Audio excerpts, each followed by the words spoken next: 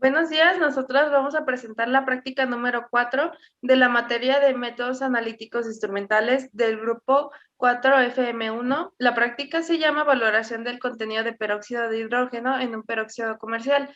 Las personas que vamos a presentar esta práctica son de apellidos Domínguez Montiel y Rodríguez Ibarra. Como objetivo tenemos lo siguiente para esta práctica.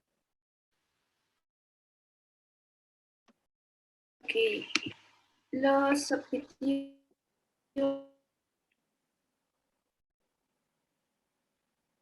de un analito problema: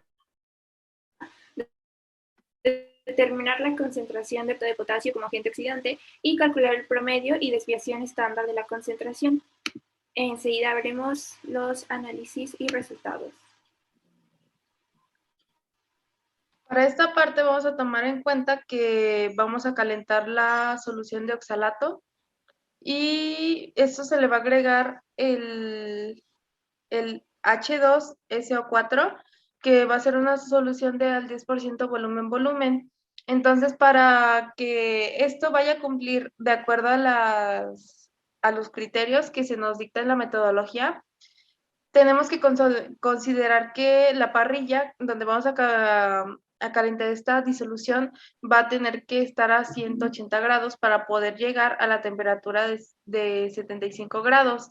Una vez teniendo esta temperatura, vamos a titular con el pengamanato de potasio. ¿Y esto cómo se va a hacer? Simplemente vamos a retirar, vamos a medir con un termómetro de mercurio. Vamos a medir que ya tengan aproximadamente a esta temperatura de 75 grados Celsius.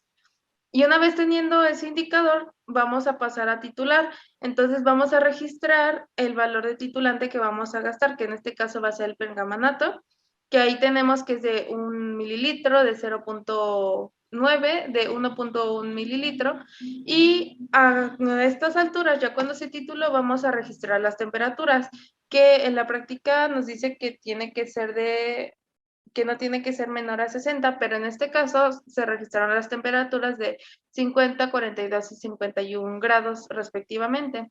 A continuación vamos a ver cómo se calculó el promedio, la desviación estándar y demás datos que nos pueden ser de utilidad.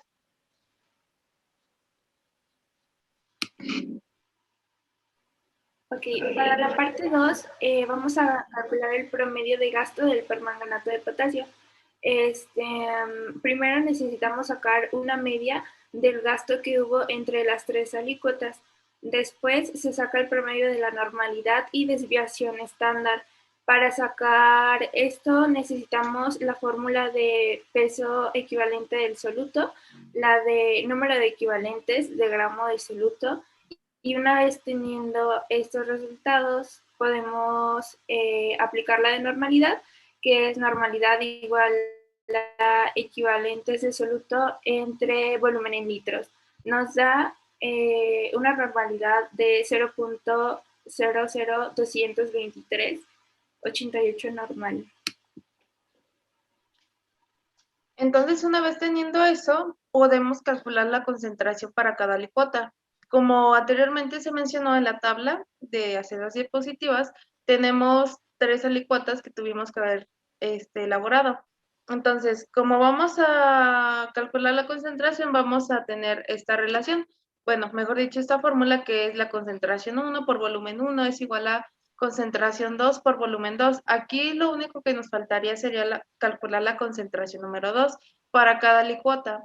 Entonces vamos a tener que de la concentración 1, que es la que acaba de decir mi compañera, esa va a ser la concentración y el volumen 1 va a ser los 5 mililitros que tenemos, ahora sí que se agregaron, y el volumen 2 va a ser la cantidad gastada, por así decirlo, y todo eso lo vamos a ir relacionando.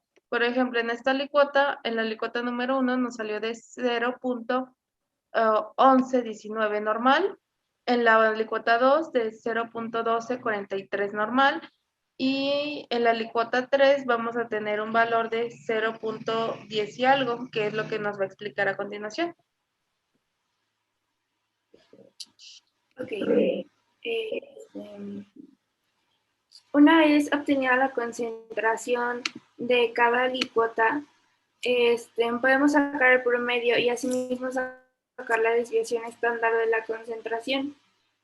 Calculamos la media y la desviación. Esto se hace con las normalidades sacadas.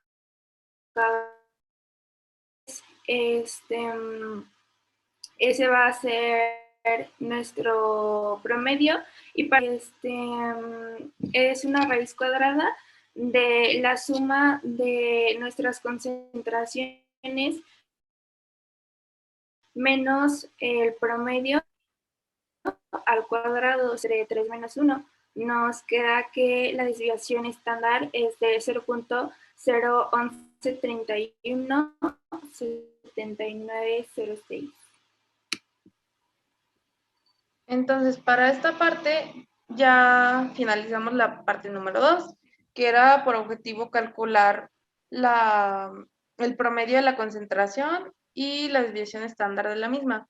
Para la parte número 3 vamos a tener que medir 3 alicuotas, de igual manera con 10 mililitros cada uno, colocarlas en un Meyer y después vamos a agregar agua destilada, demás cosas. Después vamos a adicionar 10 mililitros de H2SO4 al 10% volumen y valorar con una disolución de pergamanato hasta obtener un color rosa pálido. En este caso, vamos a obtener la alicota 1, 2 y 3, como ya se mencionó, y al momento de valorar tuvimos los datos de 0.2 mililitros, de 0.4 y en este caso, en la tercera, ocurrió algo distinto que nos dio el mismo valor. Entonces, en el peróxido de hidrógeno igual tenemos los valores de 28.2, de 29.1 y de 27.9. Entonces, en este punto se preguntará cómo es que ocurre esta reacción para que pueda cambiar de color, como, pues sí, como si fuera un indicador, o sea, sin tener un indicador, por así decirlo, formalmente. Y esto va a ser por la reacción que se presenta aquí, que en realidad no está balanceada, pero pues así es como ocurre. En la siguiente. Para la parte 3, que es valorar el promedio del porcentaje del agua oxigenada y además su desviación estándar. En este caso vamos a tener que utilizar la fórmula de concentración, pero lo vamos a relacionar con la normalidad para poder obtener la normalidad de las alicuotas, que vamos a tener el volumen del agua oxigenada, que va a ser de 10, la normalidad del pergamanato, que va a ser un número que vamos a calcular al principio, que ese nos resulta de 0.077 equivalencia sobre litro.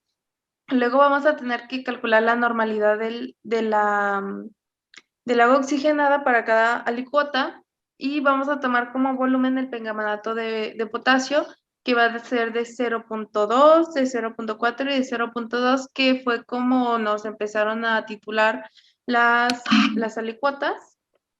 Entonces, calculamos que la normalidad va a ser igual a la equivalencia por lo que fue el volumen del pergamanato entre el volumen del agua oxigenada. Se van a cancelar las unidades y por ende vamos a tener la normalidad, que va a ser de 0.0308 y para la 1 y la 2, la 1 y la 3, perdón, va a ser de 0.0154 normal. Entonces, ya teniendo estos valores, vamos a calcular la desviación estándar, que primero vamos a tener que calcular el promedio, que esto va a ser la sumatoria, dividida entre 3 y va a ser el promedio de 0.0205. Y ahora sí vamos a calcular la desviación estándar, que va a ser teniendo los valores de la normalidad menos el promedio, y esto lo vamos a elevar al cuadrado y vamos a hacer la sumatoria de cada uno sobre 2, que va a ser el 3 menos 1, y ya al último le vamos a sacar la raíz cuadrada.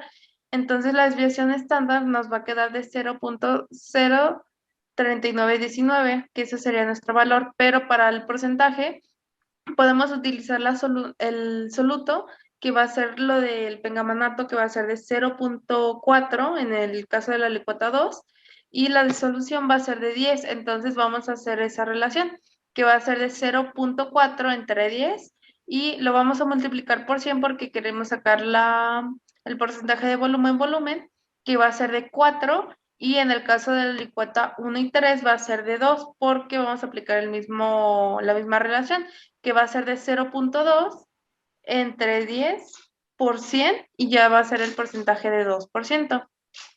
Y ya sería eso, todo lo de la parte de cálculos. Ok, ya por último, como una pequeña discusión, al realizar la valoración de cambiaron de color con pocas gotas, ya que es un agente oxidante, y al hacer la valoración con un agente reductor se obtiene el equilibrio químico de la reacción. Y como conclusión, de acuerdo con lo realizado en la práctica, pudimos hacer la lectura de los resultados con ayuda de los factores de dilución para determinación de concentración, así como obtener el promedio y desviación estándar del peróxido de hidrógeno en una muestra comercial. Nos dimos cuenta que hay factores muy importantes que van a intervenir con la variación de los resultados, por ejemplo, la temperatura con la que se inicia la valoración y la temperatura con la que finaliza en la parte 2 de la práctica. Y pues eso sería todo. La bibliografía que utilizamos para esta práctica fue el Manual de Prácticas de Aprendizaje de Métodos Analíticos e Instrumentales. Y sería todo.